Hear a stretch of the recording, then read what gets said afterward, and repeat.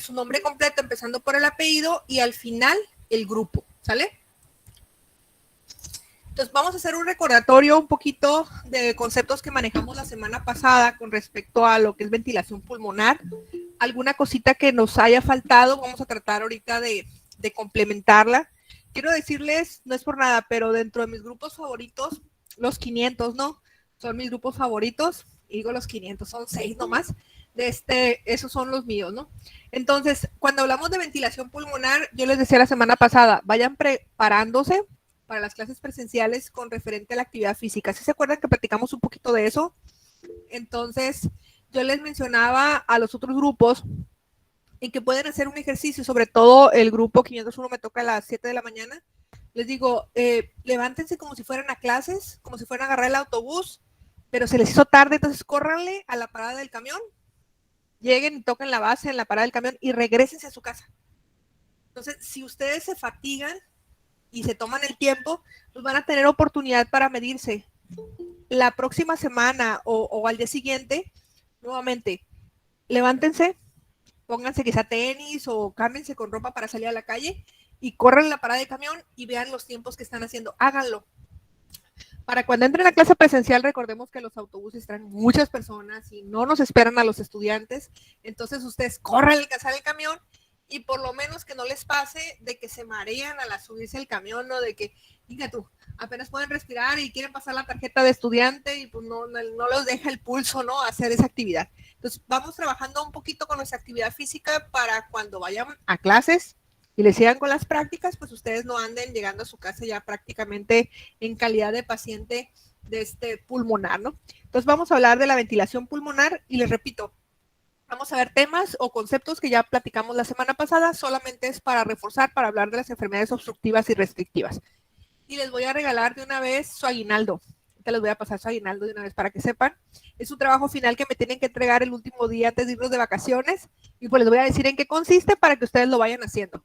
Si se dieron cuenta en el grupo de Telegram, les pasé 2 imágenes que es para que nosotros vayamos haciendo una tabla de datos al fin de cuentas que voy a identificar las diferentes enfermedades de los diferentes sistemas de esta materia. Entonces, al final van a subirlo a la plataforma con lo que se llama trabajo final y van a subirme un Excel y van a subirme un PDF.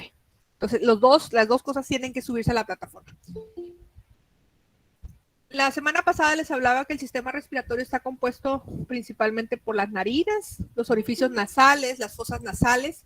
Les hablaba también de lo que viene siendo la faringe, la laringe, la tráquea y todo ello, ¿no? Sin embargo, en esta imagen habla y viene, por ejemplo, la boca. Esto no es parte del sistema respiratorio. Ustedes me ponen boca en el diagrama del sistema respiratorio, les voy a poner mal. Y esos esquemas, esos diagramas valen muchos puntos, valen de 5 a 10 puntos o 5 a 10 aciertos en un examen de 50. Entonces, prácticamente ahí sería un 8 si me ponen ustedes boca. Si de igual manera me ponen ustedes, por ejemplo, esófago, pues tampoco, porque no es parte del sistema respiratorio. En este diagrama viene para que nosotros tengamos en concordancia las situaciones anatómicas que se hacen como referencia. O sea, la contigüidad de la laringe, la faringe, en esa estructura que viene siendo el esófago y la tráquea. Ambos son 2 tubos, uno que va al sistema digestivo, que es el esófago, y el otro que va al respiratorio, que es la tráquea. Entonces, aquí solamente es por contigüidad. De igual manera, si nos aparece esta imagen con respecto a la silueta cardíaca, la cavidad del corazón, y me ponen corazón aquí, pues es tache. El corazón no es parte del sistema respiratorio, ¿ok? Aunque en el programa nuevo de Morfo, que ahora ya no se llama Morfo, se llama Anatomía y Fisiología, viene un apartado de cardiovascular. Dice cardiorrespiratorio. Pero si yo hablo del sistema respiratorio, es nariz, la faringe, la laringe, la tráquea, los pulmones, con nuestro respectivo diafragma. Y ahorita les voy a dar unos tips para ahorita 15 de septiembre, si quieren salir y conocer personas y hablar bonito, ahorita les voy a dar unos tips para que puedan ligar a gusto, porque a los enfermeros normalmente cuando son estudiantes nadie los quiere, pero ya que tienen cheque te quiero, ahí sí, ¿no? Entonces, ¿por qué les comento eso? Ahorita van a saber por qué. Para que estén atentos. Fíjense bien, cuando estamos hablando de respiración, nos vamos a concentrar nosotros en 2 moléculas, el oxígeno y el dióxido de carbono.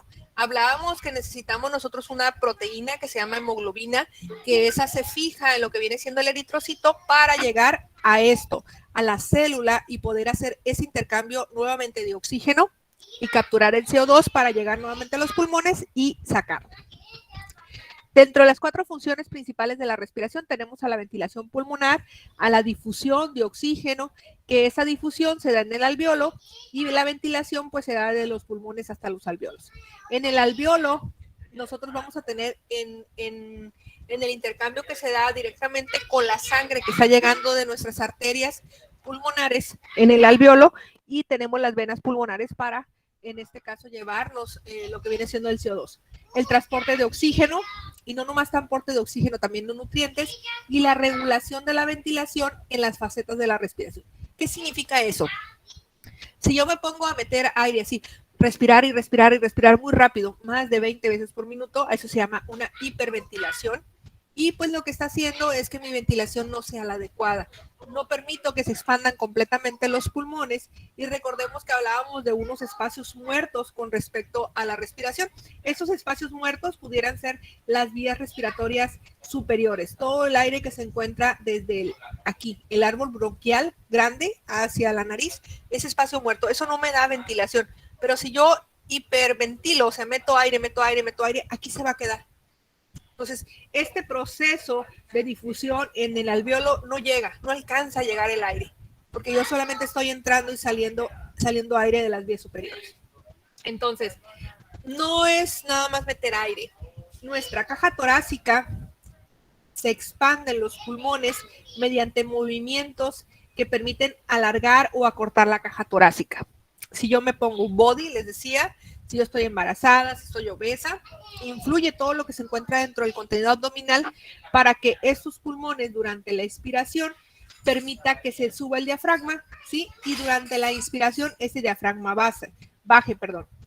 Entonces, una respiración tranquila en ocasiones puede ser ni siquiera evidente para nosotros, sobre todo en personas obesas.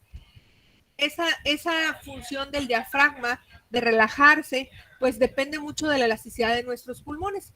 Entonces, aquí está estos dos conceptos que les manejo. Durante la inspiración, vean, el tórax se expande, las costillas como que se hacen horizontales, el diafragma baja y por lo tanto todo lo que está dentro de la cavidad abdominal, si estoy flaquito, pues se permite. En el paciente, durante la expiración, el aire tiene que salir. Si el aire no logra salir, entonces mis pulmones van a seguir así, con las costillas horizontales. Esta imagen es muy importante para entender las enfermedades obstructivas. Hay una se ponen horizontales las costillas. Y cuando yo tengo así, a este tipo de tórax que se maneja permanentemente, le digo tórax en tonel. El tonel es como el barril del Chavo del 8. Imagínense que aquí cortamos y es donde viene el Chavo del 8. Entonces, eso se llama tórax en tonel. Imagínense Grunt, de mi villano favorito. Las piernitas delgaditas, el tórax muy amplio, ¿sí? Y pues ni siquiera vemos nosotros cómo se expanden y se contraen los pulmones. Entonces, el método para expandir la caja torácica depende muchísimo de esta capacidad de elasticidad y flexibilidad que tienen las costillas. Ahora sí, el regalo para el 15 de septiembre. Si ustedes salen y le dicen a una persona, mira, qué bonito se te ve este músculo. Este músculo se llama esternocleidomastoideo y hacen con el dedito, ¿no? Del cuello. La función que tiene es elevar el esternón. Ya si quieren ser más precavidos, pum, tocan el esternón, ya saben anatómicamente dónde se encuentra, ¿no? Uniendo, en el caso de las mujeres, pues en el medio de las mamas. Y en el caso del hombre, pues también, no cambia mucho. Sin embargo, pues vean, este músculo, la función que tiene es elevar y contraer el esternón. Si durante la expiración, vean, ese esternón, ¿qué tiene que hacer? Se tiene que contraer. Pero pues como los pavos reales o como los pajaritos, cuando metemos aire, levantamos el pecho y hasta chiflé, ¿no? Entonces, con este movimiento, pues se debe a ese músculo que se llama esternón. Por más flaquitos o gordos que estemos, simplemente giramos un poquito la cabeza, vemos que se aloja o se inserta desde la base del músculo temporal, ¿sí? Hasta lo que viene siendo en este caso las costillas, ¿sí? Desde el esternón, la apófisis mastoides y lleva desde hasta esta fase que nos permite a nosotros elevar el esternón. Por eso tiene ese nombre. Y otro de los músculos que nos importa muchísimo para la respiración son los serratos. Estos músculos, los serratos anteriores, elevan las costillas. Entonces, si yo tengo una dificultad hablando de mis movimientos musculares, pues eso los tengo que ejercitar. Por ejemplo, si ustedes vieron las Olimpiadas a Michael Phelps, las personas que nadan, estos músculos los ejercitan bastante. Por eso tienen la espalda en forma de triangulito invertido. Entonces, una cintura muy pequeña y un tórax muy ensanchado. Entonces, otros músculos son los escalenos. Estos sí son un poquito más difíciles de nosotros poder localizar, pero pues si somos anatómicamente manos ligeras, pues lo podemos buscar a la persona que estamos. Mira, aparte existen otros músculos que se llaman escalenos y estos se encargan de elevar las primeras dos costillas, ¿no? Entonces, ya no se vayan más allá porque solamente estamos hablando de respiración, ¿sale? Cuando hablemos de otros sistemas, entonces ya buscamos más musculitos. Estos no se compliquen la vida hablando de los rectos abdominales. Estos nos van a ayudar a nosotros a tener un efecto durante la expiración para permitir que los pulmones, en este caso, se eleven y para eso utilizamos los rectos abdominales. Pero si estamos gorditos, ni le buscan porque la persona se va a ofender. Otros músculos son los intercostales internos que nos van a ayudar a nosotros a tener una buena mecánica ventilatoria. El próximo semestre, cuando llevemos la fisiopatología del niño y del adolescente, vamos a hablar de una patología que se llama tétanos. El tétanos es causado por una bacteria que impide nosotros poder utilizar ese tipo de músculos, tanto los intercostales como estos que están aquí, y el paciente tiene muchísimo dolor para poder ventilar. Entonces, la forma de prevenir pues sería la vacunación contra el tétanos, por si alguien no tiene esquema completo. Dentro de los conceptos que manejamos la semana pasada hablamos de las presiones. Acuérdense que estuvimos hablando de la espirometría. Y pues el pulmón es una estructura elástica que colapsa como globo y expulsa el aire a través de la tráquea, siempre que no haya alguna fuerza que lo mantenga insuflado. Entonces yo tengo fibrosis, mi pulmón no se va a expandir y se va a quedar el aire atrapado. Hay uniones no hay uniones entre el pulmón y la caja torácica, entonces los pulmones están libres, ¿sí? Y se desplazan entre sí a través de unas estructuras que en este caso se llaman pleuras. Las pleuras recubren los pulmones y permiten que esos se expandan y se contraen. Y aparte de eso, otra de las situaciones que tiene que haber ahí es que contiene el líquido pleural. Entonces no producen fricción, no producen ruido y por supuesto que no debe de doler el pulmón al respirar. Esta presión pleural y los cambios de la respiración son muy importantes nosotros entender porque podemos vivir en diferentes lugares donde la presión atmosférica es diferente y nosotros nos vamos a adaptar a esos cambios. Entonces, no solamente es el oxígeno, no solamente es el dióxido de carbono, el eritrocito para tener una buena mecánica ventilatoria, sino también estas presiones pleurales. Si tengo un paciente que tiene una perforación, usó una bala perdida, alguien se peleó en el salón y agarró una pluma y le pinchó el pulmón, pues entonces vamos a destruir y vamos a tratar de igualar las presiones. Entonces el aire de la presión interna del pulmón o de las pleuras, que es diferente a la presión atmosférica, pero intenta mantener al pulmón que se puede expandir y contraer con facilidad, pues se perdería. Entonces, estamos hablando de una presión negativa que tenemos nosotros. Entonces, durante la aspiración o durante la expiración tenemos una presión de 5, ¿sí? Y aquí tenemos una presión de 7. Entonces, eso va a cambiar constantemente como nosotros respiramos. Si me voy a las albercas y me quiero zambullir 5 metros, esta presión favorece que mis pulmones no se hagan más pequeñitos. Por ejemplo, yo puedo agarrar un globo o un balón y los zambuto 5 metros y a la primera tiende a flotar, tiende a salir con velocidad. Entre más profundo yo lo quiera zambutir, es mayor la presión externa del agua y pues vamos a tener nosotros afectaciones en esa estructura, pero nuestro cuerpo, la pleura, es la que nos protege de esas presiones. Ahorita les hablaba un poquito de estas arterias y estas venas, porque aparte de la presión pleural, tenemos la presión alveolar, que eso favorece que eso se expanda, no se contrae, para poder nosotros tener, en este caso, un buen intercambio gaseoso. Y esta presión alveolar es igual a la presión atmosférica. Esta presión que nosotros tenemos en la pleura es menor a la presión atmosférica. Entonces, eso nos permite que estos tengan un valor positivo. Imaginémonos si nosotros queremos puchar un carro y el carro está de bajada, pues no tenemos que hacer fuerza, simplemente lo dejamos ir. Pero si tenemos que puchar un carro en subida, pues imagínense el impacto que tiene el gasto de energía. Entonces, por eso la presión alveolar nos ayuda a tener un buen intercambio gaseoso porque está de acuerdo a la presión atmosférica. Lo mismo pasa con el oído medio. La presión del oído medio es igual que la presión atmosférica, aunque tenga una membrana que lo separe. Hablando de la presión transpulmonar, entonces, es la diferencia entre la presión alveolar y la presión pleural. Entonces, esto me permite que mi pulmón se contraiga y se expanda con facilidad. ¿Ok? Esta diferencia de la presión transpulmonar, entonces, es porque en los alveolos tengo una presión diferente a la de la pleura y la presión atmosférica. Por lo tanto, puedo inhalar y exhalar. Recuerden que estoy grabando, así que no pasa nada. Al rato pueden revisar el video ustedes y tomar las notas pertinentes.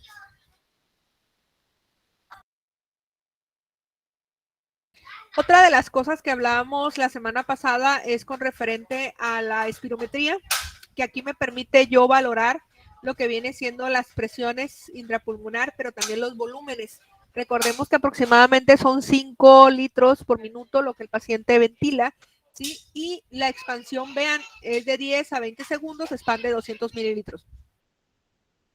¿De qué depende que nosotros podamos hacer todo eso? De nuestros pulmones que sean elásticos, por eso los recién nacidos tienen los pulmones así como liga nueva. Y ya los viejitos, pues tenemos los pulmones, hablando de esa restricción pulmonar, mucho más gruesa y más desgastada, y por lo tanto no se puede, no permite que tengamos una ventilación, hablando de esa elasticidad. Y también otra cosa que es la fuerza elástica, que está mediada por la tensión superficial de los líquidos que tienen nuestros, en este caso, la pleura que recubra el pulmón. Entonces, la suma de esa inspiración e inspiración me va a dar la presión pleural y los cambios de volúmenes pulmonares, que la forma de que yo tengo para medirlo, les repito, es con la espirometría. ¿Ok? Entonces, ¿de qué depende? Depende de muchas cosas. Depende del espacio de la caja torácica, depende de las pleuras y esa presión intrapulmonar e intraalveolar.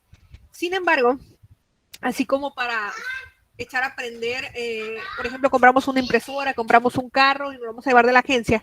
En el caso del recién nacido, este factor surfactante lo que hace para estrenar los alveolos es permitirle que el alveolo se abra.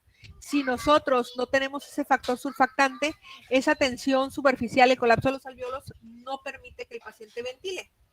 Entonces, ahorita les decía, tengo una persona que le pincharon el pulmón, tapo ese agujerito, entonces ese factor surfactante hace ese reinicio en el alveolo para que continúe nuevamente respirando. En el recién nacido, pues al momento de cortar el cordón umbilical es cuando el factor surfactante lo necesitamos sí o sí, porque de otra manera no podíamos adaptarnos a utilizar los pulmones para respirar. Entonces, hay ciertos principios para hablar de la tensión superficial y pues hay un efecto que se va a producir, es en la contractibilidad que tiene nuestro pulmón, hablando de fuerza, y también la capacidad para contraerse y la capacidad de fuerza para contraerse.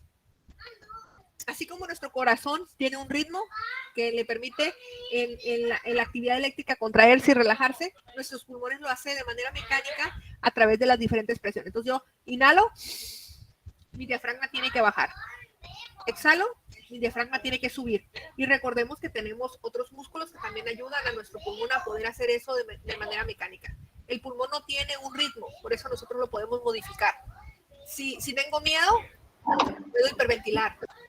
Si está alguien que me agarró la mano y me gusta mucho, también puedo hiperventilar o detener la respiración y mis manitas se quedan heladas, ¿no? Entonces, ese fenómeno, nosotros para revisar a un paciente, pues nace de que tenemos que tener un equilibrio en ese factor surfactante, en el líquido pleural y, por supuesto, la elasticidad de nuestros pulmones.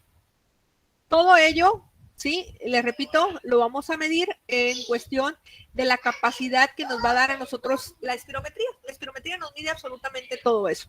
Sin embargo, lo que sí me gustaría dejar claro es que para tener una buena mecánica ventilatoria necesito tener una buena salud ósea. Por ejemplo, si yo tengo una malformación congénita y mi tórax tiene una variante anatómica que sería que el esternón esté hundido, pues este esternón hundido a alguna persona les ha tocado o les va a tocar ver, se llama tórax excavatum. Si el esternón está hundido, no se puede expandir de manera adecuada los pulmones.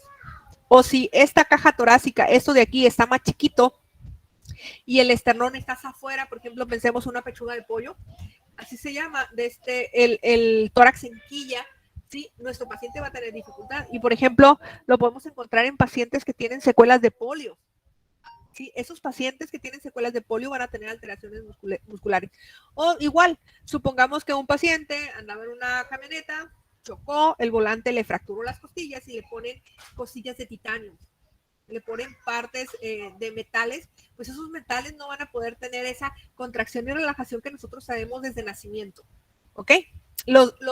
Las ¿cómo se le dirían? La osteosíntesis es muy diferente a cuando nosotros tenemos materiales ortopédicos, que en ocasiones tratamos de restringir lo más posible en los pacientes pediátricos porque esos no crecen. En el adulto, pues sí, el paciente si ya no va a crecer, le podemos poner lo que sea. Pero al fin de cuentas, el conjunto de pulmones y la caja torácica van a permitir que el paciente pueda relajarse y tener una buena mecánica ventilatoria.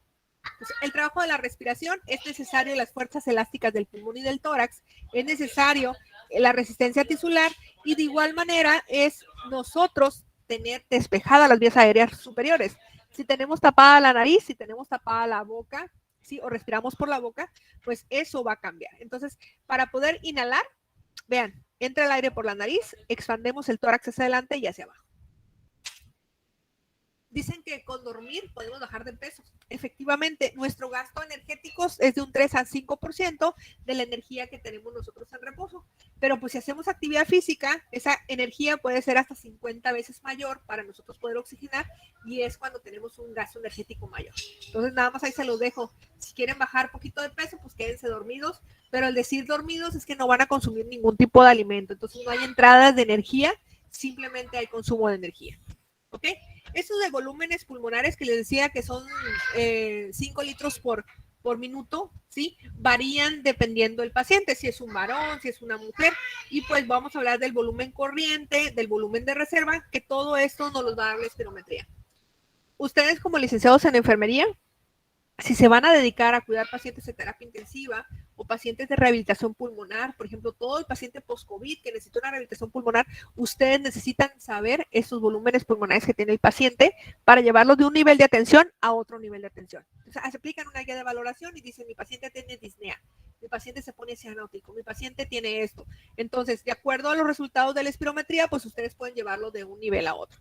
Esas capacidades pulmonares van basadas en la capacidad inspiratoria y la capacidad residual funcional que tiene el paciente. Aquí habla de aproximadamente 4.300 mililitros. Sin embargo, les decía, es un traje a la medida del paciente. Si nuestro paciente es una mujer de 1,50 m que pesa 50 kilos, va a ser muy diferente a un paciente de 1,80 m con 80 kilos. Aunque ambos tengan una buena índice de masa corporal, el hecho de que tenga 30 centímetros de más, eso implica una mayor capacidad pulmonar. Sus pulmones tienen que ser más grandes. Entonces, esto, repito, nos los da la espirometría. Y aquí lo dice, todos los volúmenes y capacidades pulmonares en los hombres son un 25 mayor que en las mujeres. Sin embargo, en las personas de constitución grande o atléticas, sí, va a variar. Por ejemplo, yo mido 1,74 m, y si alguno de sus compañeros mide 1,50 m, yo tengo una mayor capacidad pulmonar simplemente porque estoy más alta, soy más grande, ¿okay? Independientemente que sea hombre o mujer. Para hacer la espirometría tengo que cumplir varios requisitos. El ayuno de 3 horas del paciente, el colocarle, taparle la nariz, que todo lo haga a través de la boquilla, me lo va a dar de una manera muy específica y tengo que simplificar los cálculos de mi paciente poniendo la edad, poniendo el peso, poniendo la talla de mi paciente. ¿Ok? Esto es lo que me marca, así como nosotros hacemos la hoja de enfermería y ponemos TA, pues sabemos que es la tensión arterial, ponemos FC, que es frecuencia cardíaca, ponemos DX, diagnóstico, así. Bueno, pues aquí hay otras siglas que nosotros debemos utilizar cuando estamos hablando en este paciente con esa espirometría. Eso me lo va a dar el equipo en automático y nosotros vamos a ir valorando todos estos tipos de conceptos. ¿Ok? Entonces, para determinar la capacidad residual de nuestro paciente y la función, es con una espirometría. Y vean, este espirómetro es portátil. Vean qué bonito el resultado y aquí están todos los numeritos. Incluso hay unos que se imprimen a color y ya saben, lo verde, el paciente está bien. Lo rojo, aguas. ¿Sale? O en negritas. Eso nos está diciendo que está fuera de rango. Voy a pasarme todo esto y vamos a irnos aquí. El volumen respiratorio por minuto está mediado por esto. El aire que inspiro, el que llega al alveolo, el que suelta el alveolo en CO2 y puedo meter oxígeno para que esto se vaya, en este caso, a la aurícula izquierda, al ventrículo izquierdo y se vaya hacia las células. Si yo hago ese recorrido, entonces estoy hablando de que mi paciente tiene una buena función, hablando de esta ventilación. Entonces, el volumen respiratorio por minuto, vean, aquí dice 61 por minuto, pero si hablamos en litros, son 5 litros por minuto. ¿Ok? Entonces, a eso le llamamos ventilación alveolar, porque incluye este intercambio gaseoso aquí en el capilar alveolar, donde yo el intercambio gaseoso lo voy a poder hacer de manera efectiva. Les decía, el espacio muerto, hay aire aquí, pero este aire que se encuentra aquí no hace una buena mecánica ventilatoria, no hace que mi paciente se sienta mejor.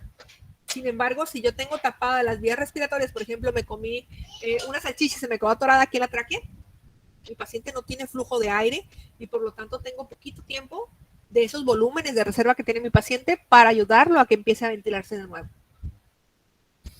Hablando de la frecuencia de la ventilación alveolar, vean, 12 respiraciones por minuto. Yo les decía de 12 a 18, no hay problema de 12 a 20, ¿sí? Pero si tengo menos de 10, es patológico. Si tengo más de 20 o tengo 40, es patológico.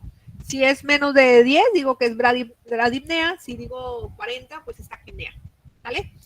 Entonces, aquí está una imagen muy facilita donde ve el tejido pulmonar, veo el alveolo y ese intercambio, aquí lo dice, ingresa a los tejidos el oxígeno y sale el CO2. ¿Ok? De igual manera es lo mismo, ¿sí? Y voy a repetirles unas cositas nada más, sobre todo porque me preguntaban en un grupo, ¿por qué roncamos? Bueno, resulta que nosotros tenemos una parte que se llama caja de la voz, ¿sí? Y cuando entra y sale aire por ahí, producimos sonidos. Si yo estoy respirando por la nariz, ¿puedo roncar? Una persona que tiene la boca cerrada, ¿puede roncar? Yo creo que no. La persona que ronca es porque tiene la boca abierta, ¿sí? ¿Y has visto una persona delgada roncar? Tampoco. Entonces, para eso nosotros tenemos que tener cambios en lo que es la estructura de nuestro cuerpo. Entonces, recordemos, si respiro por la boca, dejo de hacer estas actividades en las funciones respiratorias que tiene la cavidad nasal, que es calentar el aire, humidificar el aire y filtrarlo. ¿Cuánto es la capacidad que filtra y cómo lo hace? Pues lo hace a través de estos pelitos que tenemos de la nariz. Yo, híjole, hago mucho hincapié. Si yo tengo la idea de estarme quitando todos los pelitos de la nariz y me quito el bigote, me quito las cejas, me quito los pelitos de las axilas, me quito los pelitos de todas partes de mi cuerpo, los vellitos tienen una función. Obvio, cada vellito tiene, dependiendo de la zona anatómica, tiene un nombre, ¿ok? Los vellitos de aquí de la nariz, ¿sí? Esas se llaman vibrisas. Esos pelitos, la función que tiene es detener las partículas que yo debo de evitar que ingrese al pulmón. ¿Ok? Y si no funciona, pues vea cómo se encontraría en este caso un alveolo por dentro, o sea, totalmente lleno de humo, ¿sí? Porque las partículas que tienen son de mayores de 6 micras. Las que miden menos de 5 micras, en automático ingresan al alveolo. ¿Cuánto mide una partícula del humo de cigarro? 0.3 micras. Entonces entran derechito al alveolo y ahí se quedan. Entonces, si yo soy fumador pasivo, tengo muchísimo riesgo de tener problemas porque ni siquiera estoy teniendo ese filtro que lo tiene el fumador. Entonces, las partículas menores a 5 micras se quedan en el aire y muchas de ellas pueden ser expulsadas por la expiración. El fumador pasivo las agarra y se las inocula. Entonces, todo eso da pautas para nosotros tener enfermedades obstructivas y restrictivas, sobre todo porque empiezan sustancias como los macrófagos, como lo que viene siendo los mastocitos, los basófilos, y pues esos cuando llegan al tejido y se juntan muchos, pues generan inflamación. Si yo tengo mastocitos, pues esos basófilos y mastocitos liberan una sustancia que se llama histamina y es la sustancia que genera inflamación. Entonces, mucha inflamación porque llegaron muchas células, más inflamación porque se liberan esa sustancia de histamina y pues nuestro paciente va a tener problemas muy, muy importantes en este caso, de inflamación. Ok, yo hablo. ¿Qué implica hablar? Implica utilizar los centros específicos del control nervioso. O sea, yo digo fisiopatología. Estoy pensando en una materia. Pero, por ejemplo, que yo diga, ¿saben qué? Vamos a hablar ahorita de mi vida. Y es que existen muchas enfermedades que influyen y me agarro a hablar de otra cosa, ¿sí? O empiezo a decir, ¿sabes qué? En vez de decir, dame el teléfono o abre ahorita el micrófono para hablar, le digo, a ver, pícale ahí a la estufa. Y yo estoy segura que decir estufa, estoy diciendo abre el micrófono para que escucharte. El que yo cambie una palabra por otra, sí, influye mucho en el paciente hablando de ese centro específico del control nervioso. De igual manera tenemos el centro respiratorio del encéfalo. Aunque esté hablando, tengo que respirar. ¿Ok? Y por supuesto, las estructuras de la articulación, hablando de la resonancia, que es la cavidad oral y nasal. Por ejemplo, ahorita me acabo de poner los brackets, los de abajo, y mi timbre de voz es diferente. Si quiero chiflar, pues no lo puedo hacer. De igual manera, pues hay personas que se dedican a cantar y al momento de quererse arreglar la boca no lo pueden hacer, porque les va a cambiar el timbre de la voz.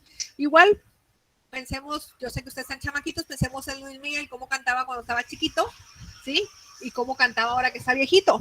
Entonces, también tiene que ver esa función mecánica. De igual manera, la fonación se realiza en la laringe y la articulación es en las estructuras de la boca. Maestra, Mande. le iba a comentar, yo soy cantante y tengo aproximadamente como unos 6 años cantando y me cambió bastante la voz de entonces para acá en el aspecto de que se forza mucho la garganta y ahorita regularmente siempre ando ronco por lo mismo, pues. ¿Cuántos kilos tienes de más de cuando empezaste a cantar ahorita? Como unos 6 kilos, yo creo, más o menos, me he mantenido en el mismo peso. Baja esos 6 kilos y tu garganta te lo va a agradecer. Ok. Igual, por ejemplo, los sopranos, las personas que dan un timbre así, normalmente tienden a estar un poquito con más masa muscular y porque ejercitan mucho los músculos abdominales, ¿sí? Sin embargo, los que cantamos en la regadera, pues a veces cantamos muy bonito y a veces cantamos peor todavía, ¿no? Pero al fin de cuentas, la fonación es en la laringe y la articulación es en la estructura de la boca. Les quiero comentar, yo hace como 5 años me quité las amígdalas y mi timbre de la voz cambió. ¿Por qué? Porque resulta que cuando nosotros intubamos un paciente, podemos lesionar esto, las cuerdas vocales. Todos los pacientes que con COVID han presentado ahorita que necesiten intubarse, muchos de ellos van a tener daño en las estructuras para vocalizar. Entonces, si yo a un paciente le voy a proponer un procedimiento quirúrgico, busco lo menos invasivo. En este caso sería anestesia local o regional, pero no le intubar al paciente porque esto conlleva daño en las estructuras entre más tiempo tenga, en este caso, el cuerpo extraño. Entonces, la laringe se adapta para actuar como vibrador, para dar cierta resonancia a nuestra voz, ¿sí? Y pues, por supuesto, tenemos nosotros la oportunidad de tener algunos músculos y recordemos que los músculos se ejercitan. La respiración tiene a ayudarnos a esa resonancia de la voz. Entre el aire que pasa, pues determina el grado de distensión de las cuerdas. Por eso les digo, si yo estoy roncando, porque tengo mi nariz relajadita, pero abrir la cavidad oral, pues el aire va a salir y me va a dar cierto timbre. Entre más fuerza yo le entre, más aire que tenga que salir, y sobre todo es por esto, porque hace que vibre estas cuerdas vocales. Entonces, ¿a dónde quiero llegar? Nada de ponerle al paciente unos tapones en la nariz para que deje de roncar, porque yo dejo de hacer esto, dejo de filtrar el aire. Cuando le tapo al paciente la nariz en aditamentos para que mejore su respiración mientras que está dormido, no, porque dejo de humidificar el aire que entra a mi cuerpo, dejo de filtrar partículas. Entonces nosotros debemos de respirar por la nariz, ¿ok? Y pues esto que está aquí es el cartílago tiroides, que se encuentra en este caso en los hombres, es más visible, ¿sí? Y pues es un ligamento elástico muy fuerte que va a ayudar. Entonces el timbre de la voz en los varones es mucho más potente que en las mujeres. Aunque hay varias mujeres aquí en Sinaloa que cantan bien bonito y tienen, no, la Paquita no es de aquí, así que no puedo decir que la Paquita, pero tienen un timbre de voz característico, sí, que nos van a dar. Y les repito, para poder articular la voz, en este caso es cavidad oral y por supuesto la nariz, y para tener la resonancia, sí, la caja torácica y por supuesto la laringe, sí, como órgano resonador, ¿sale? Entonces, esto es algo que yo no había mencionado la clase pasada, o si lo mencioné me quedé corta, por eso quiero mostrarles ahorita. Entonces, les decía, ahorita vamos a englobar diferentes patologías, lo que son las patologías obstructivas y restrictivas. Las obstructivas se caracterizan por la limitación del flujo aéreo, principalmente por fibrosis. Pensemos en EPOC, pensemos nosotros en enfisema.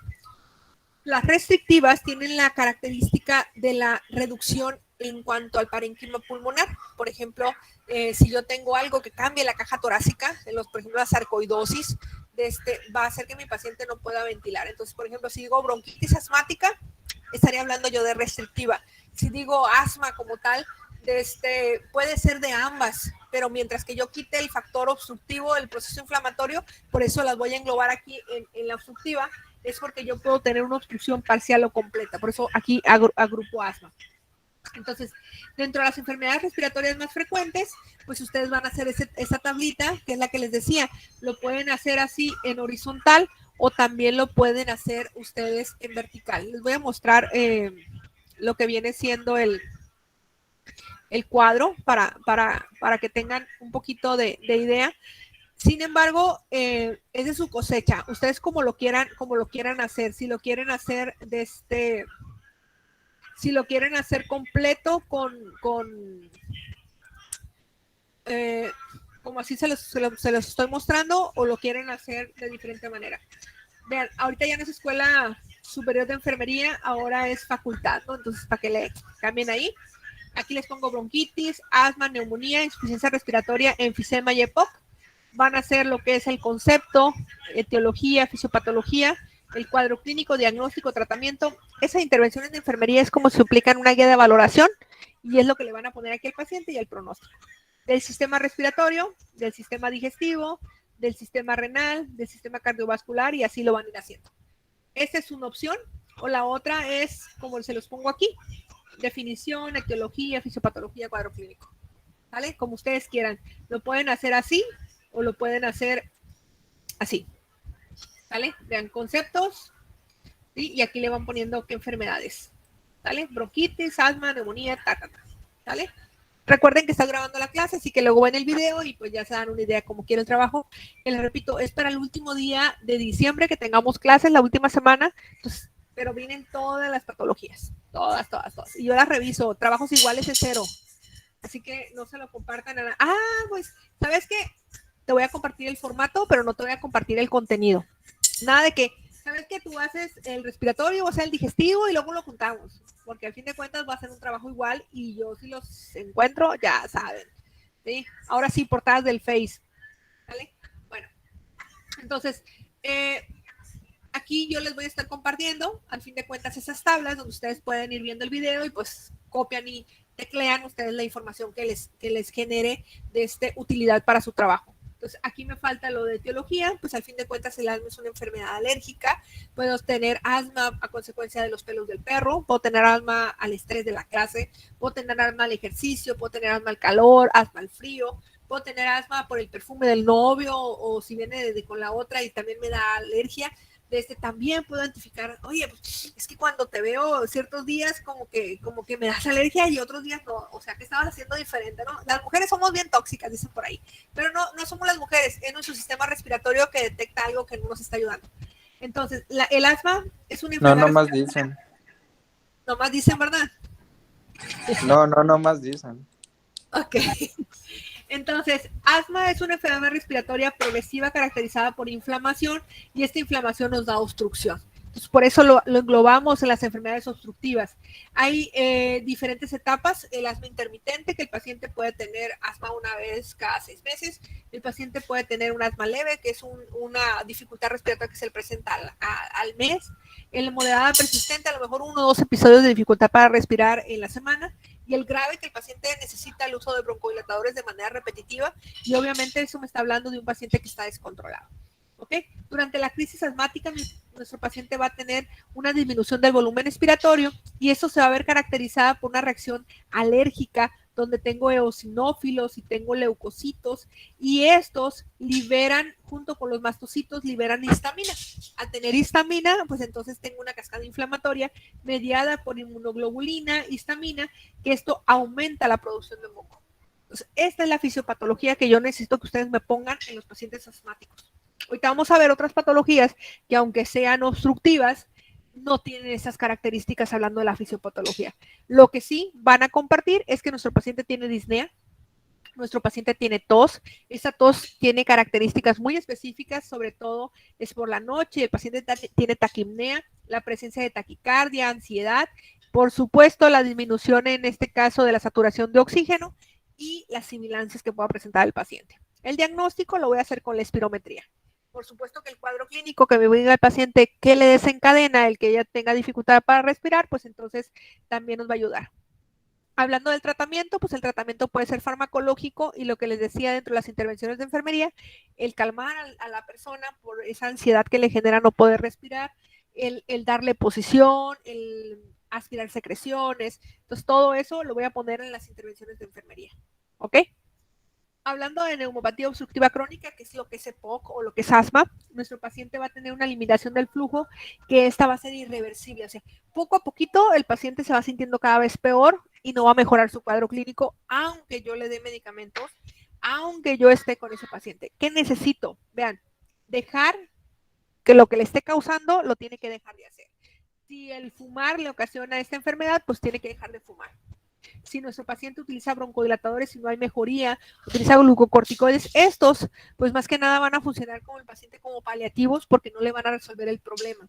En el caso del asma, para nosotros poder quitar asma, pues tenemos que prevenir la expansión de lo que le está causando la enfermedad, que son las alergias. ¿Ok? Entonces, hablando del EPOC, decimos que tiene un flujo expiratorio forzado. El paciente va a tener sibilancias y estertores.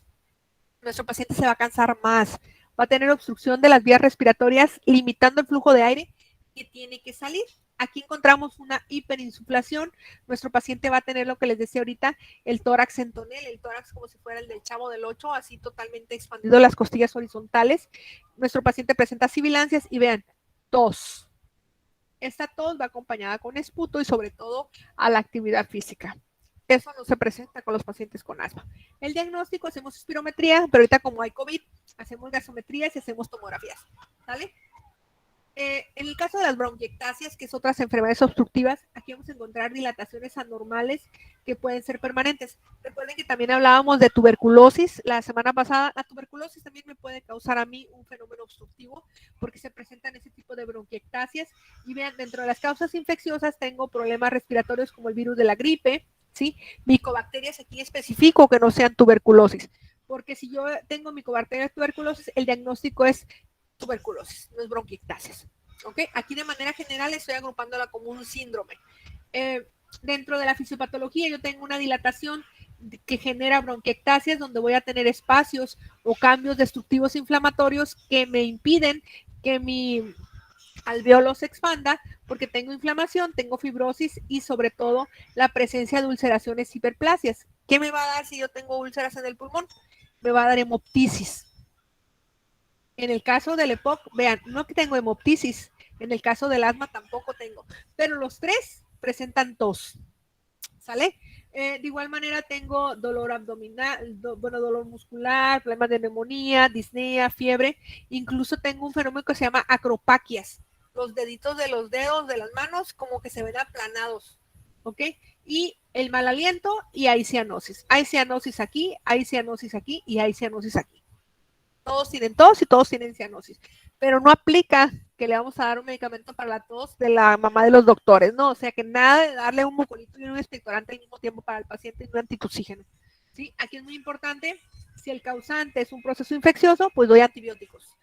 Aquí no doy antibióticos ni aquí tampoco, ¿vale? Entonces, ¿qué diferencia tengo las bronquiectasias? Que es causada por patógenos que me van a dar fiebre y por lo tanto, entre más rápido hago el diagnóstico de mi paciente, menor daño pulmonar va a tener, menos secuelas. Entonces, de las tres, ¿quién tiene un más mal pronóstico? Pues obviamente el EPOC. ¿Ok?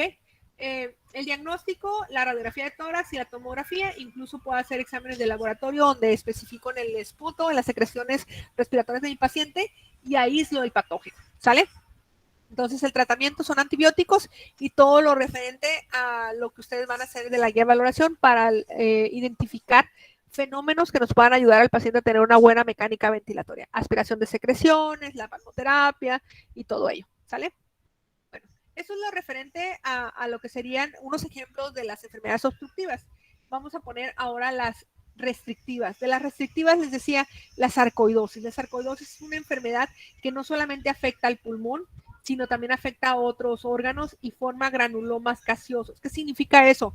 Procesos inflamatorios localizados en el pulmón que van a hacer que nuestro paciente tenga la dificultad para expandir y contraer el pulmón. Háganse cuenta que tengo un pulmón con chicle adentro, que lo quiero expandir y contraer y está todo fibroso y no me permite una buena mecánica ventilatoria.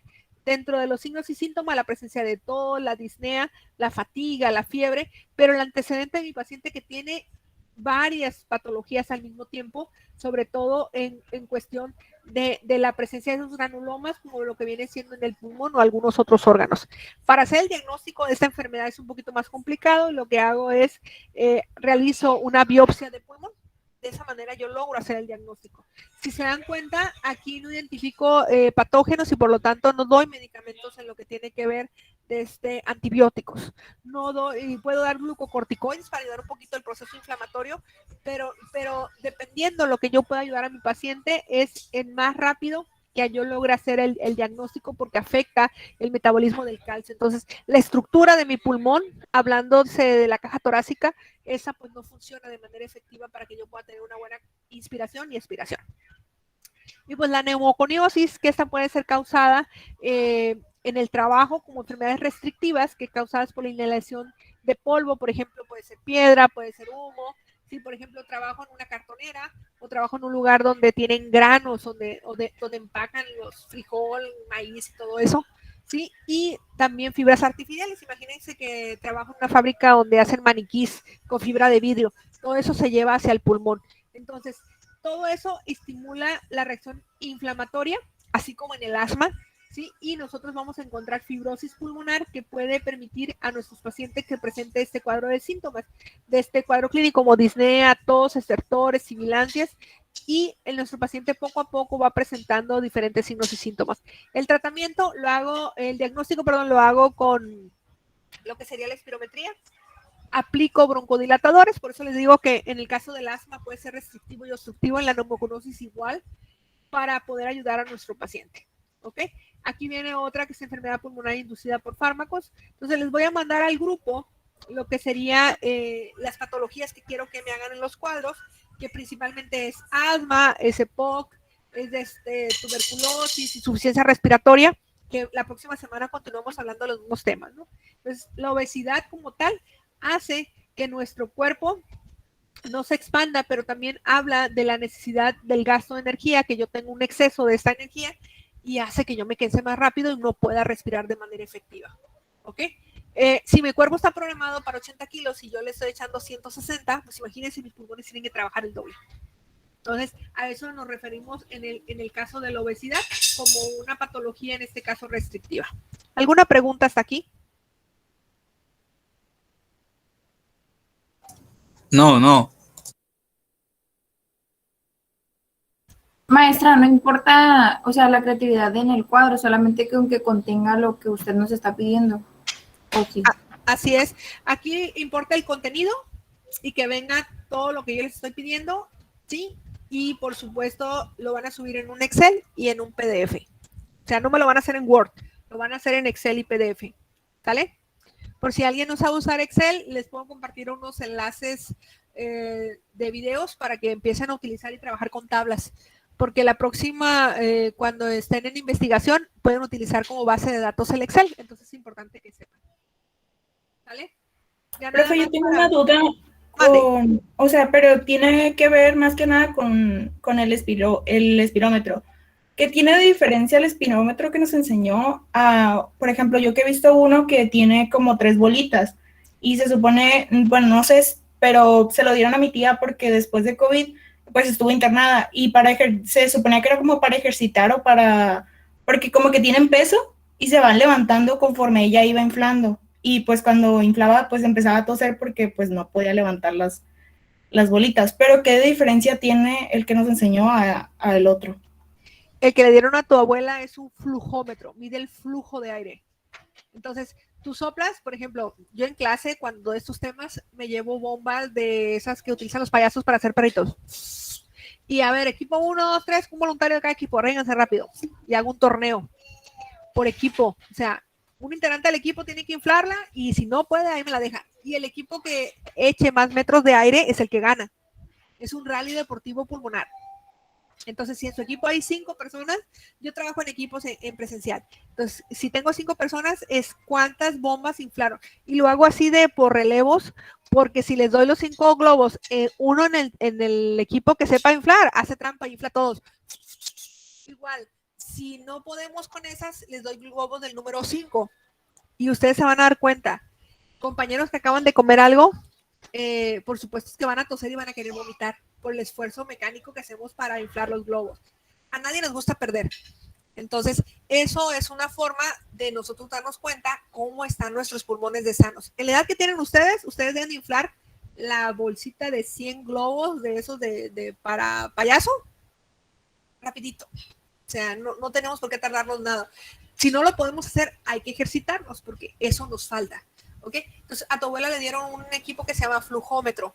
Eso nos sirve mucho a las personas asmáticas, sobre todo porque si tengo un paciente que yo no sé si me lo llevo al hospital o me quedo con él en casa, le digo, sobre todo si son pediátricos, le digo, a ver, échale aire aquí.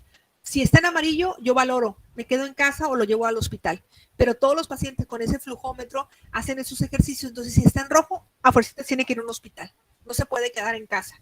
Ahorita con el oxímetro de pulso es una chulada, casi todo el mundo tenemos accesos a ellos, pero hace 2, 5 años eran carísimos. Estamos hablando que un oxímetro de pulso te costaba que 1,500, 2,000 pesos. Y como son muy frágiles, o sea, en el paciente asmático que tiene ansiedad y todo eso, que ve un valor todavía menor de 90, más grave se pone. Entonces le decimos, sóplale aquí. Si levanta las bolitas en verde, perfecto, quédate en casa. ¿Sí? Si las levantas en rojo, inténtalo más tarde. ¿Sí? Si las levantas en amarillo, ahí vamos a ir trabajando, entonces nos llevamos de un nivel a otro nivel. Pero eso se llama flujómetro, mide el flujo. La espirometría me da valores de los volúmenes que tiene mi pulmón. Es más específico. ¿Sale? Bueno, gracias. Ya nada más para terminar, recuerden que tenemos lo que viene siendo el foro, ¿sí? Y las participaciones, que no se les pasen las participaciones, aunque en ocasiones venga la misma pregunta y la misma respuesta aquí, no pasa nada, ustedes háganla. Y ahorita que les comparta en el YouTube el video de esta clase, por favor, si pueden poner su participación del foro en el YouTube, se los agradecería bastante, ¿sí? Porque ya casi van a empezar a pagar y voy a dejar de dar clases en la escuela, ¿sale? Entonces, la mejor de las bendiciones, mañana es festivo, no sé si sus maestros ya les dijeron que mañana no tienen clases, entonces mañana es festivo, pero pueden ir practicando, ir a correr a la parada de camión, no pasa nada. Excelente día, jóvenes, cuídense. Bye, profe, igualmente.